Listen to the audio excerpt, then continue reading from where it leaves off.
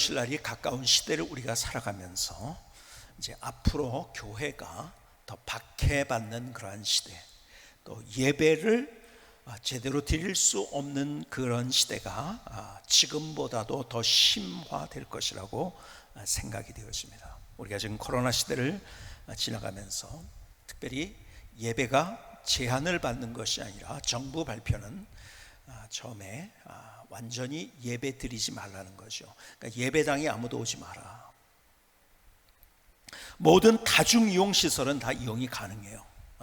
영화관에도요, 불이 꺼졌잖아요. 거기는 마스크를 벗었는지 안 벗었는지 썼는지 모르는 거기에도 한 칸만 띄면은 들어갈 수 있는데, 뭐 식당도 그렇고 다중 이용시설 그런 데들이 다 되는데, 뭐 영업 시간을 조금 단축한다거나 아니면은 거리 두기만 하면은 다 되는데, 교회만은 아무것도 안 되도록 그렇게 결정을 하고, 그래서 소위 말해서 지난주에 말씀드린 대로 비대면 예배라는 단어를 만들었어요. 제가 말씀드렸죠. 비대면 예배라는 말은 논리적으로 안 맞는 말이에요. 예배가 뭔지를 모르니까. 예배는 하나님을 만나고 하나님의 임재를 경험하고 하나님을 대면하기 위해서 주님 앞에 나가는 그 기회가 예배인 거예요. 우리가 사람 만나는 거 아니잖아요, 여기서. 그렇죠? 여러분, 다른 다중이용시설은 사람을 만나기 때문에 문제가 되지만은, 또 교회에서 밥 먹고 이러다가 문제가 생길 수 있지만은, 정부 발표도 예배 중에는 확진자가 이제까지 한 명도 없었습니다. 그거 아십니까? 살짝 발표를 했어요. 그러니까 잘 모르죠, 모든 사람들이. 살짝 발표를 했기 때문에. 여러분, 예배를 통한 코로나 감염 사실이 없다고 이야기를 했어요. 그런데도 과학적으로도 그렇고 합리적으로도 그렇고 이성적으로도 그렇고 이게 예배당에만 모이는 것만 제한을 했어요. 콘서트도 할 수 있고 다 할 수 있는데, 정부가 영혼의 문제를 생각하지 않는다는 거죠. 그렇죠? 그리고 가장 방역을 잘하는 데가 교회인데도 불구하고, 저도 그래서 백신을 제일 먼저 맞았어요. 그냥 막 자녀 백신이 있다는 얘기가 나오기 전서부터 해가지고 저는 2차 맞은 지가 벌써 한 달도 훨씬 넘었으니까요. 왜? 담임 목사가 문제가 되면은 또 교회가 문제가 되기 때문에 아주 책임감을 가지고 제가 맞았습니다. 교회처럼 이렇게 방역을 잘하는 데가 없음에도 불구하고 못 모이게 하고, 우리 장례식을 잘 마치고 또 예배에 참석하셨는데요, 여러분, 장례식에도요 친척만 올 수, 직계만 올 수 있죠. 그렇죠? 그리고 목사도 못 갑니다. 그래서 민원을 제기하고, 어떻게 마지막 가는 그 길에 그냥 그렇게 할 수 있는, 인생의 가장 마지막에 중요한 순간 아닙니까? 가족들에게도 굉장히 중요한 순간인데, 그래서 목사가 한 명이라도 가서 좀 그렇게 뭐 기도라도 해줘야 될 거 아니겠습니까? 그런데 못 가게 합니다. 그래서 이번에도 보니까는 목사라고 해도 들여보내질 않죠. 그러니까.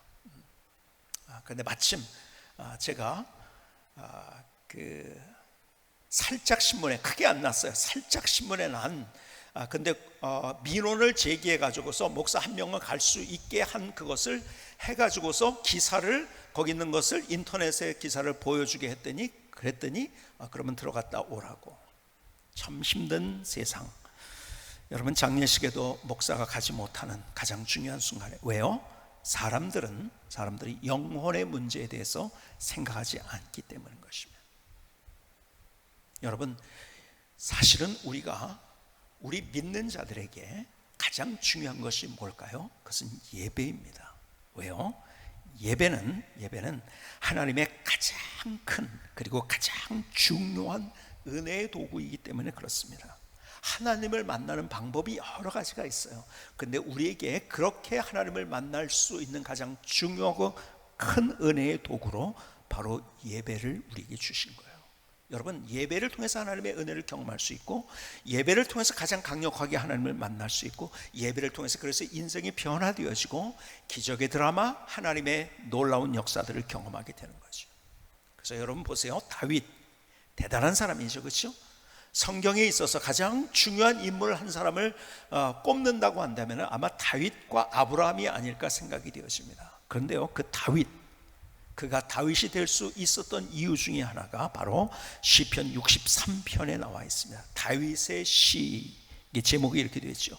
유다 광야에 있을 때. 유다 광야에 있다는 것이 뭐죠? 다윗의 시, 유다 광야에 있을 때 도망간 거예요. 외로운 곳에 있었어요. 죽음의 위협 속에 있었어요. 그렇죠? 근데 거기에서 가장 불안했을 그때, 가장 힘들었을 그때 그는 이렇게 고백을 합니다. 하나님이여, 주는 나의 하나님이시라. 내가 간절히 주를 찾되, 간절히 주를 찾되, 물이 없어 마르고 황폐한 땅에서 내 영혼이 주를 갈망하여 하며 내 육체가 주를 앙모하나이다. 여러분, 사막에 아무것도 메마른 것, 정말 거기 서 있을 때 얼마나 목이 마릅니까? 물 한 방울이 얼마나 그립습니까? 그 마음으로 주님을 내가 앙모합니다. 갈망합니다. 2절, 내가 주의 권능과 영광을 보기 위하여 이와 같이 성소에서 주를 바라보았나이다. 여러분, 이 모습이 뭔가요? 정말 간절한 마음으로 주님께 예배 드리는 다윗의 모습인 거예요. 하나님, 내가 주님을 그렇게 갈망합니다. 열망합니다. 그래서 우리 교회에 4가지 영성이 있는데 그 중에 3번째가 거예요. 그렇죠? 그 뭐죠? 거룩한 갈망이에요. 거룩한 갈망이 뭐죠? 하나님을 향해서 그 갈망으로 나가자는 거예요. 그 거룩한 갈망, 그 앙모하는 마음, 사슴이 시냇물을 찾게 그 갈파하는 마음으로 나가자는 거예요. 바로 우리 앞선 신앙의 선배들은 그렇게 하나님 앞에 나갔을 때 하나님을 만났고, 그 어두운 곳 아닙니까? 광야, 메마른 곳 아닙니까? 외로운 곳 아닙니까? 고통스러운 곳 아닙니까? 절망스러운 곳 아닙니까? 두렵고 불안한 곳 아닙니까? 근데 거기서 주님을 만나니까 그의 인생이 다시 바뀌어지고 원수의 목전에서 상을 차려주시는 하나님의 영광을 경험하게 됐던 거죠. 그렇죠? 그렇기 때문에 우리에게 가장 중요한 것은, 우리 인생에 믿는 자들에게 가장 중요한 것은 예배인 거예요. 예배를 통해서 우리는 변화를 경험할 수 있어요. 자, 뭐 쉬운 얘기로, 우리 교회에서 그런 사건이 많았으니까 담배 끊으려고 내가 안 돼요. 그거 변화가 안 돼요. 근데 변화되는 거예요. 왜? 하나님의 은혜로 예배 드리다가 기적을 경험합니다. 하나님의 드라마가 예배를 통해서 시작됩니다. 하나님의 이 광야와 사막 같은 우리의 인생을 살아가고 있지만 예배를 통해서 하나님의 은혜의 물줄기가 흐르기 시작하는 거예요. 그러면은요, 광야와 사막 같은 곳에 물이 있게 되면 어떻게 되죠? 꽃이 피고 열매 맺는 거예요. 하나님의 기적의 드라마를 경험하게 되는 거죠. 그러니까 시작이 뭔가? 바로 예배예요. 그래서 예배는 가장 크고 그리고 가장 중요한 은혜의 도구, 예배가 소중한 거예요.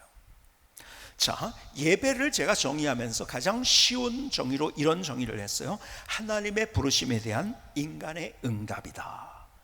물론 예배에 대한 것을 다 담을 수는 없어요, 이 안에. 그러나 가장 간단하게 뭐예요? 하나님을 만난다는 거예요, 결국은.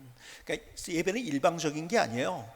그냥 내가 여기 와서 그냥 있다가 내 생각하다가 가는 게 아니라 먼저 하나님이 내게 무엇을 말씀하신가, 하나님 말씀을 듣기만 하는 것이 아니라 그 말씀 속에서 내가 또 반응하는 것까지. 그래서 예배 후에 우리가 기도하는 순간이 정말 중요한 순간이라고 제가 말씀드렸죠. 설교 후에. 여러분, 하나님의 부르심에 대한 나의 응답, 이것이 있는 것이 바로 예배인 거예요. 근데 가만히 더 실천적으로 예배가 뭔가를 성경을 읽으면서 제 나름대로 한번 다시 이렇게 정의를 해봤어요.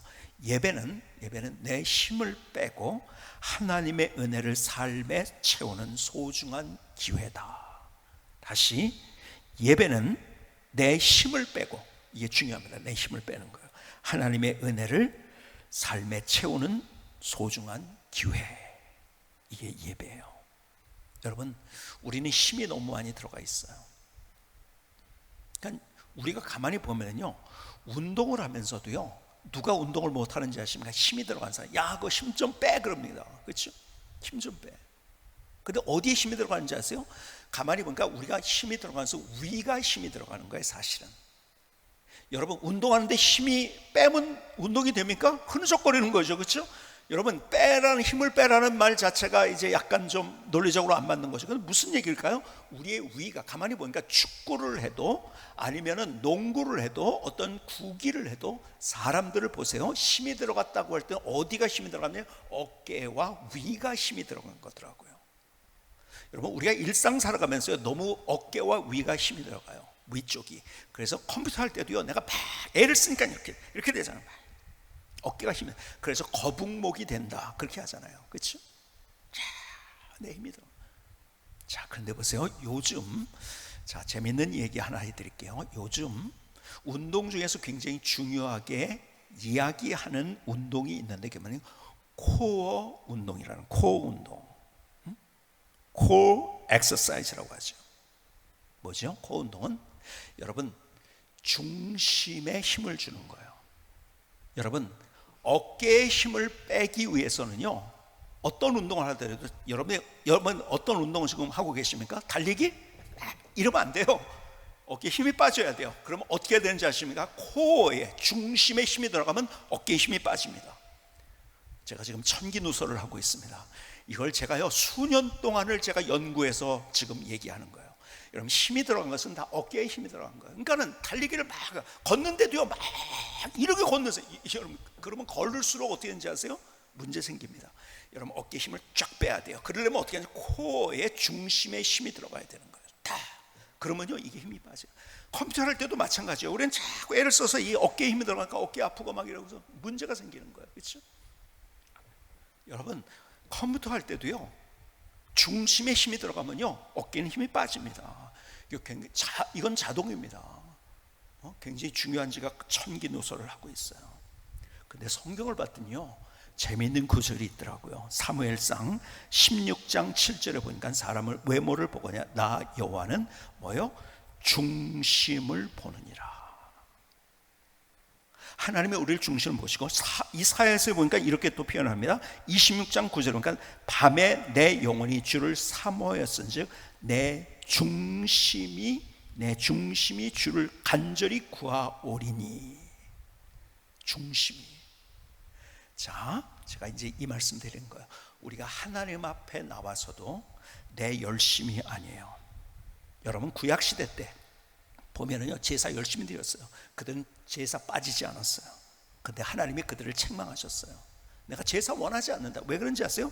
의무적이고 형식적이에요. 그러니까 내가 하는 거예요. 그냥 하나님을 만나야 되는데 아니요. 그래서 하나님께서는요 우리에게 쉽게 얘기하면 힘을 빼라는 거예요. 힘을 빼라는 것은 중심을 보시고 내 중심을 다해서 하나님 앞에 기도하고 하나님 앞에 예배드리라는 거예요.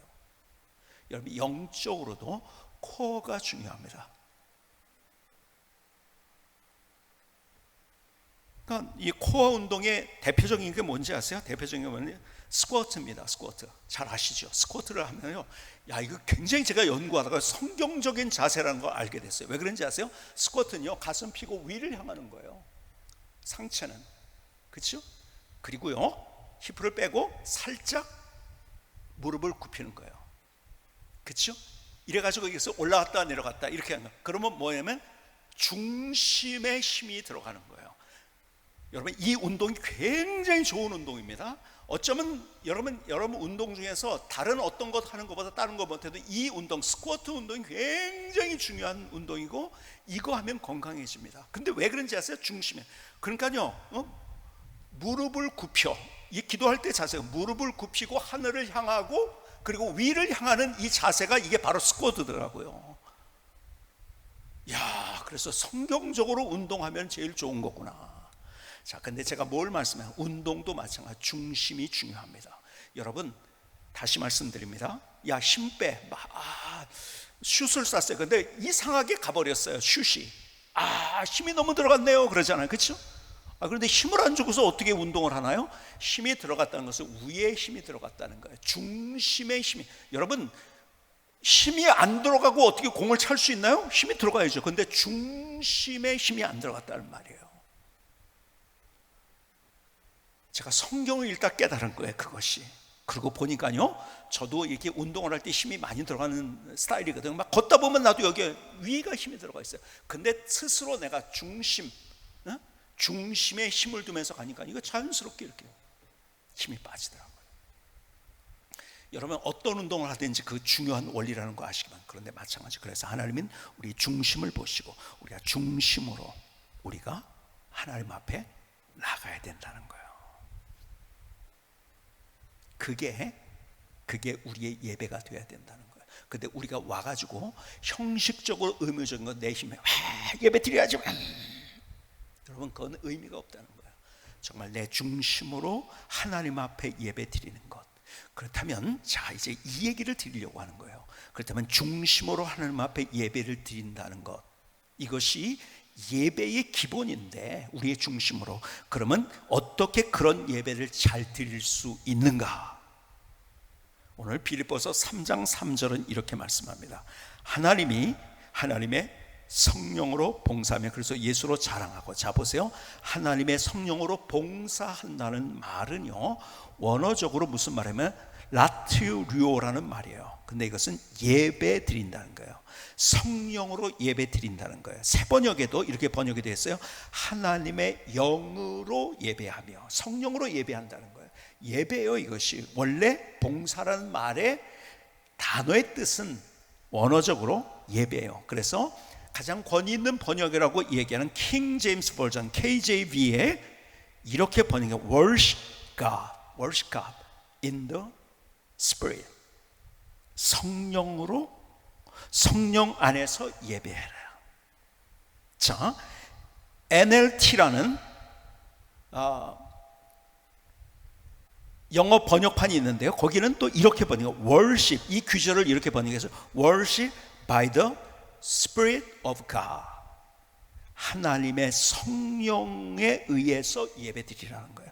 오늘 빌립보서에 있는 말씀에 우리가 예배를 드리는데, 예배를 잘 드릴 수 있게 하기 위해서는 우리가 중심으로 하나님 앞에 나가는데, 그러기 위해서는 뭔가 우리가 성령으로 예배 드려야 된다. 성령님으로 드리는 예배. 여러분, 오늘 예배가 정말 하나님의 앞에 합한 예배가 되고, 내가 하나님을 경험하는 예배, 앞서 얘기한 대로 변화와 기적을 경험하고 하나님의 은혜의 물줄기가 출발되어지는 그 시점으로 예배가 되기 위해서는 우리가 성령으로 예배 드려야 된다는 거예요. 한번 따라해보세요. 성령으로 예배 드리자. 여러분, 그러니까요, 내가 이 예배 드리는데, 가정에서 예배 드리면 예배는 시청이 아니에요. 그렇죠? 내가 드라마 보듯이 보는 게 아니에요. 그렇죠? 유관주 목사 오늘 설교 얼마나 잘하나. 아유, 지난번보다 뭐 이렇게 좀 말이 좀 어눌해지고 그랬네, 뭐 이런 게 아니라, 뭐 안경이 어떻게 됐네, 뭐지, 이게 아니라 정말 여기서 하나님을 만나는 거예요. 그러니까 내가 오늘 우리가 가정에서 예배를 드리는 분도, 아니 예배당에서 예배를 드리는 분도 똑같이 마찬가지예요. 내가 정말 중심으로 성령님에 의해서 드려지는 예배를 드릴 때 예배 속에서 하나님의 역사를 경험하게 되는 거죠. 그렇다면 왜 성령으로 우리가 예배를 드려야 되는가? 자, 오늘 성령님에 관한 7번째 이야기를 여러분과 나누면서 마지막이에요. 정말 중요한 건 이것이에요. 우리가 예배가 중요한데 그 예배를 성경은 성령님으로 드리라고 말씀하고 있는, 이게 중요해요. 이걸 잊어버리면 안 돼요. 예배를 드릴 때마다 이것을 잊어버리면 안 되는 거죠. 근데 왜 성령으로 예배를 드리는가? 로마서 8장 26절은 이렇게 말씀합니다. 이와 같이 성령도 우리의 연약함을 도우시나니. 우리 연약함을, 여러분 우리가 부족한 거 아세요, 성령님이. 그래서 성령님이 우리를 도우시는, 어떻게? 우리는 마땅히 기도할 바를 알지 못하나. 여러분, 오늘 이 자리에 있어서도요, 내 기도가 어떻게 드려야 할지 사실 몰라요. 그리고 내가 기도하지만 맞는 기도인지도 모르겠어요. 우리는 마땅히 기도할 바를 알지 못하나 오직 성령이 말할 수 없는 탄식으로 우리를 위해 친히 간구하시느니라.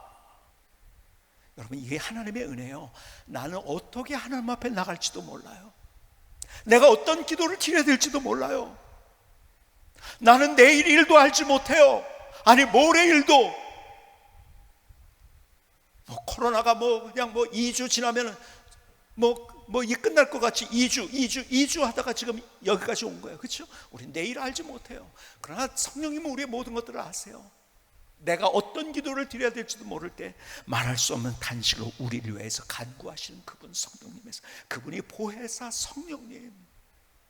그러니까 우리가 왜 다른 어디에 가서 비나이다 그게 아니에요. 내 노력으로 뭘 어떻게 하는 게 아니에요. 나는 힘을 빼는 거예요. 성령님께 의지하는 거예요. 성령님, 나는 몰라요. 나는 부족해요. 어떤 기도를 해야 될지만 성령님,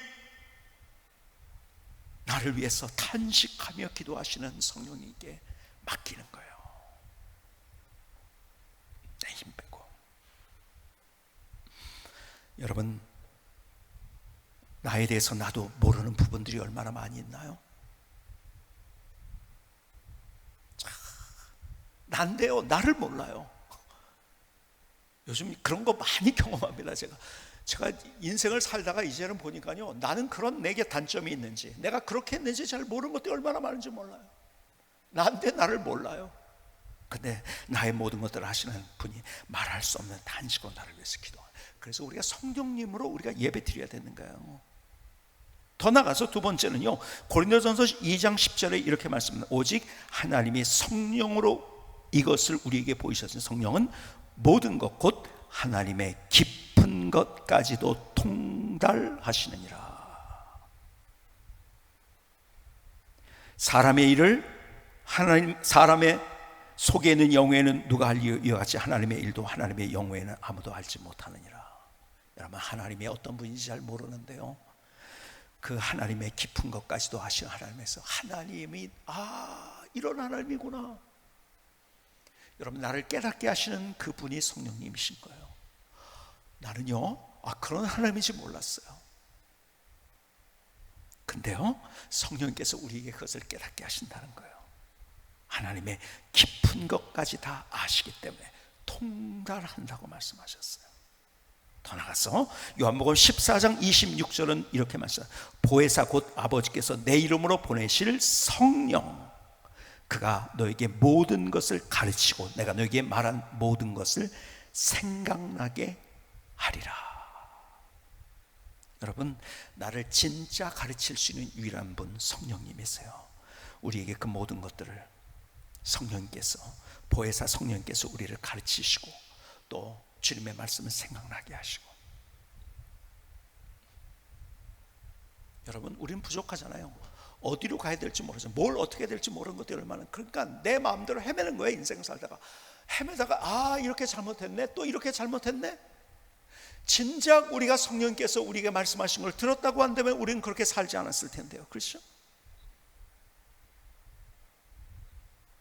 더 나가서 15장 26절은 이렇게 말씀합니다. 한 장 더 넘어가서 요한복음 15장 26절은 내가 아버지께로부터 너에게 보낼 보혜사 곧 아버지께로부터 나오시는 진리의 성령이 오실 때 그가 나를 증언할 것이요. 성령님은 어떤 성령님이라고 얘기하는가? 성경에서 계속 반복적으로 얘기하는 것은 진리의 성령님이라는 거예요. 그래서 우리가 하나님의 말씀을 깨닫게 하고 예수님이 누군지를 알게 하신다는 거예요. 사실 우리가 예수 믿은 것도요, 여러분 보세요, 내가 믿었다고 하지만요, 성령님께서 내 안에서 나도 모르게 나를 그렇게 역사해 주신 거예요.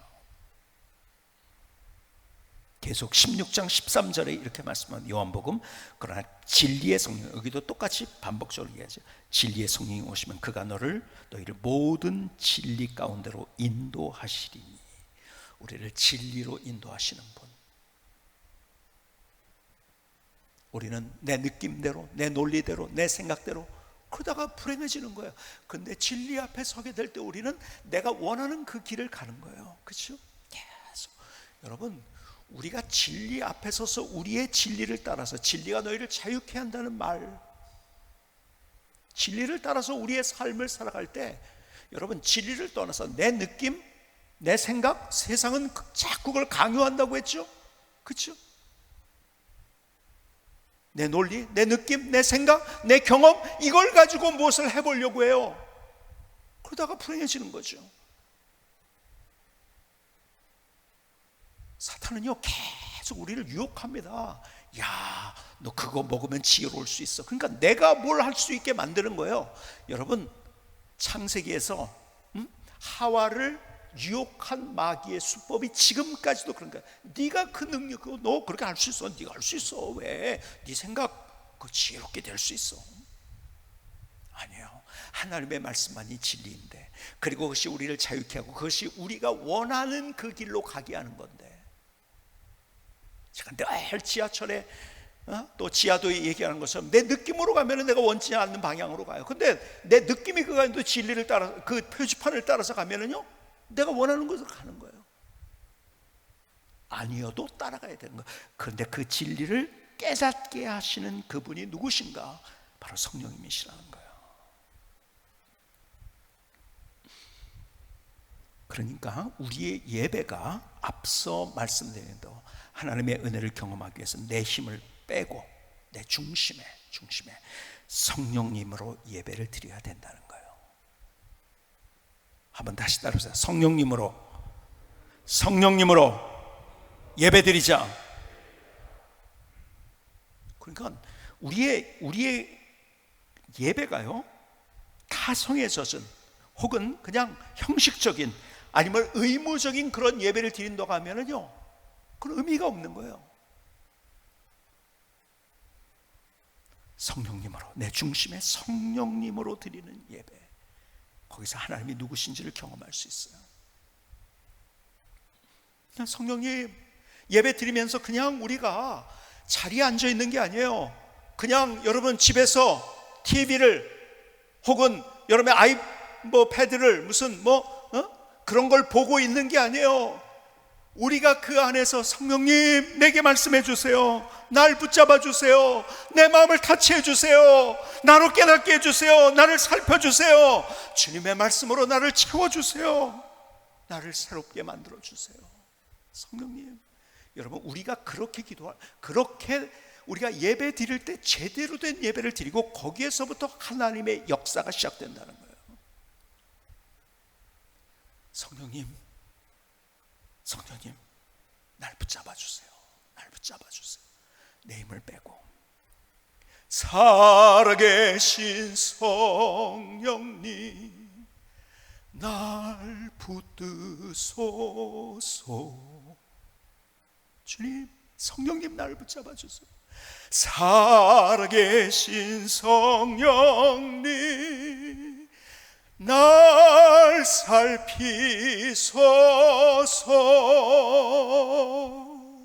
나를 살펴주세요. 나도 모르는 나를 보여주세요. 채우소서.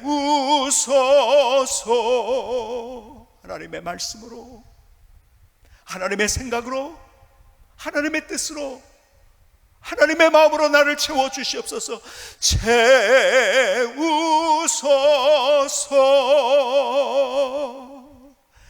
성령 하나님, 새롭게 우리의 삶이 날마다 새로워져야죠. 새롭게 하소서.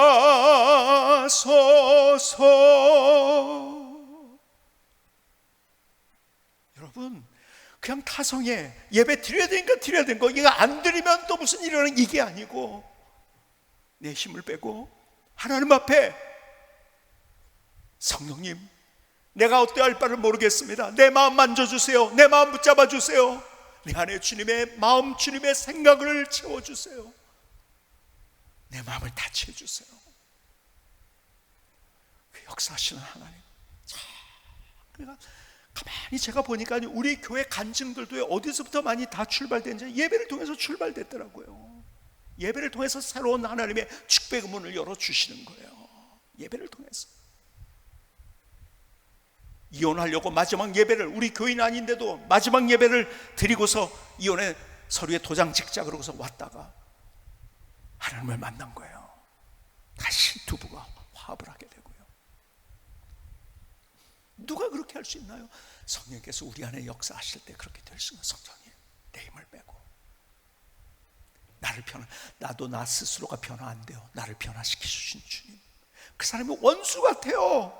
근데 내 마음속에 그 원수 같은 분노하는 마음, 오히려 불쌍히 여기는 마음으로 나를 변화시키는 거 내가 한다고 됩니까? 안 돼요. 내가 일을 아무리 악물어도 안 되는 그 일을 하나님께서 하시게 해주세요. 예배를 통해서 기적을 보여주시고 치유하시는 하나님, 얼마나 놀라운 마음의 치유. 여러분, 우리 교회에서 예배드리다 하나님께서 그 마음을 치유하시는 얼마나 많은 간증이 있는지요, 육신을 치유하시는 하나님의 얼마나 놀라운 역사들이 있는지요.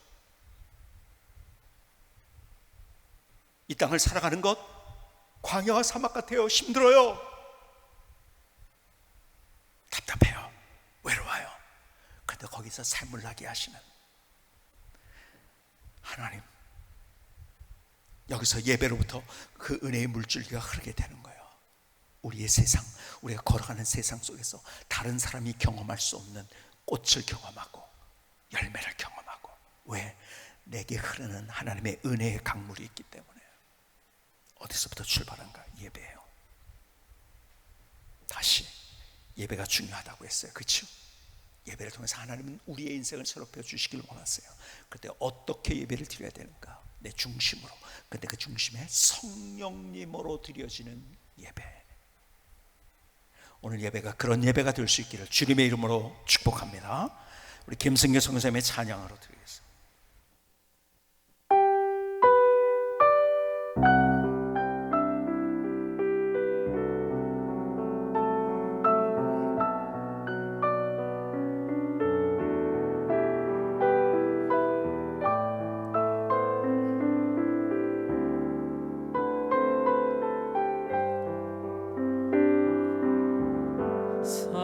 살아계신 성령님,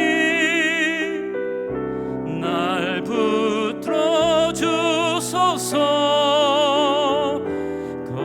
거룩한 갈망으로 예배하게 하소서.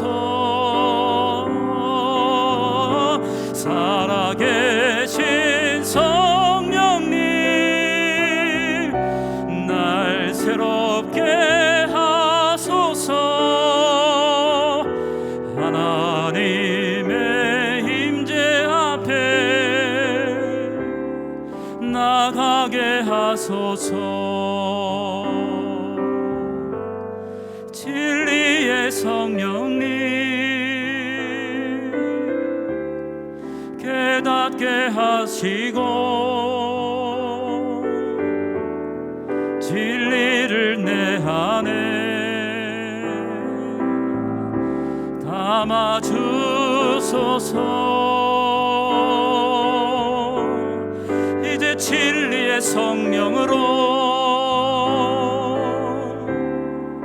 예배하리라. 하나님의 은혜로 덮어주소서.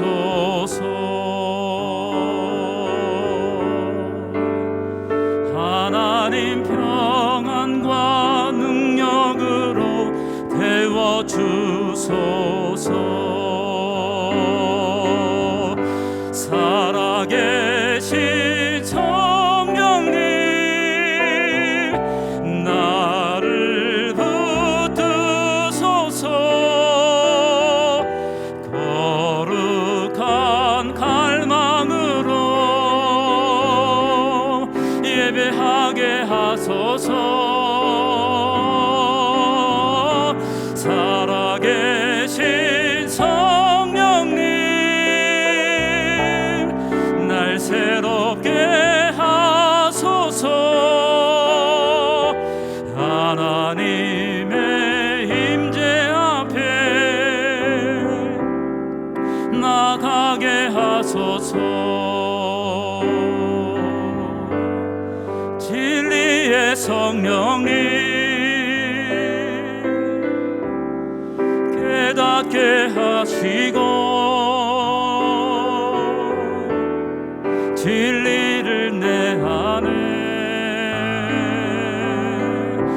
담아 주소서. 이제 진리의 성령으로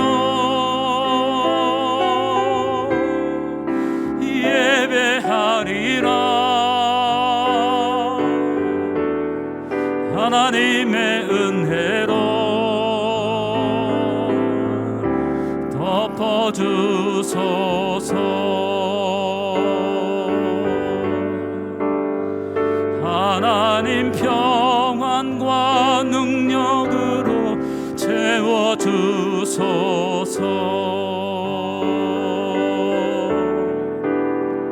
하나님 평안과 능력으로 채워주소서.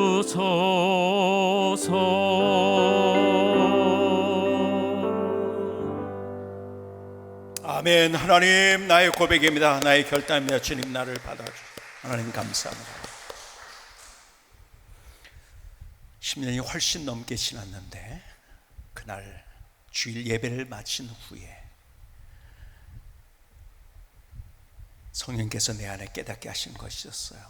너 예배 인도자였지만 예배자는 아니었다. 깜짝 놀랐어요. 머리를 한 대 친 것처럼 그렇게 탁, 너 예배 인도자였지만 예배자는 아니었다. 가만히 보니까 저 예배 인도를 했어요, 앞에서. 근데 나는 예배자가 아니었더라고요. 그날 밤에 얼마나 회개하면서 주님 앞에 기도했는지 몰라요. 하나님, 예배자가 되게 해주세요. 예배자가 되게 해주세요. 그때서부터 예배의 목숨을 걸려고 제가 마음을 먹은 거예요. 정말 거룩한 갈망.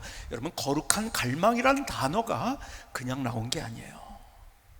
성경을 보니까 그런 예배를 다 드렸더라고요. 앞서 얘기한 다윗도 그렇고요. 모든 하나님의 사람들이 하나님 거룩한 갈망으로 주님 앞에 나가겠어요. 그런데 그때서부터 하나님께서 내게 예배를 통해서 부어주시는 은혜가 얼마나 놀라운지요. 예배에 기적이 있더라고요. 치유가 있더라고요. 능력이 있더라고요. 예배를 통해서 다른 사람 모르겠어요. 먼저 내게 주시는 그 하나님의 은혜가 있더라고요. 얼마나 감사하죠. 그래서 우리 사역자들에게도 예배를 돕는 예배가 있지만 내가 예배자가 되는 한 번의 예배가 주일날에 있어야 된다. 그래서 예배자가 되는 걸 위해서, 그리고 제가 주일날에 기도할 때마다 제일 먼저 우리 모든 사역자들이 기도하게 하는 것, 예배를 위한 기도예요. 여러분, 행사가 중요한 게 아니에요. 여러분, 우리가 교회 어떤 겉에 보이는, 화려하게 보이는 어떤 것이 중요한 것이 아니에요. 우리가 이런 행사 잘했네, 저런 거 잘했네, 이게 문제가 아니에요. 내가 하나님 앞에 어떻게 예배자가 되었고 예배를 통해서 어떻게 하나님을 만났는가. 그런데 그 예배가 예배되기 위해서 오늘 성경에 얘기하는 것, 성령으로 드려지는 예배. 내 힘이 들어가는 게 아니에요. 내 힘을 빼고, 성령님 내 안에 말씀해 주세요. 성령님 나를 타치해 주세요. 성령님 나를 만져주세요. 성령님 지혜를 주세요. 성령님 담대함을 주세요. 성령님 하나님의 말씀으로 내 안에 채워 주시옵소서. 나를 붙잡아 주시옵소서. 내게 부드럽게 따스하게 다가오셔서 나를 만지시고 말씀하시고 하나님의 임재를 경험하게 하시는 그 성령님, 오늘 성령님으로 드리시는 예배를 통해서 여러분들이 예배가 그냥 예배로 끝나는 것이 아니라 새로운 하나님의 스토리를 만들어갈 수 있는 그 시작이 되는 멋진 예배가 될 수 있기를 주님의 이름으로 축복합니다. 기도하시겠습니다.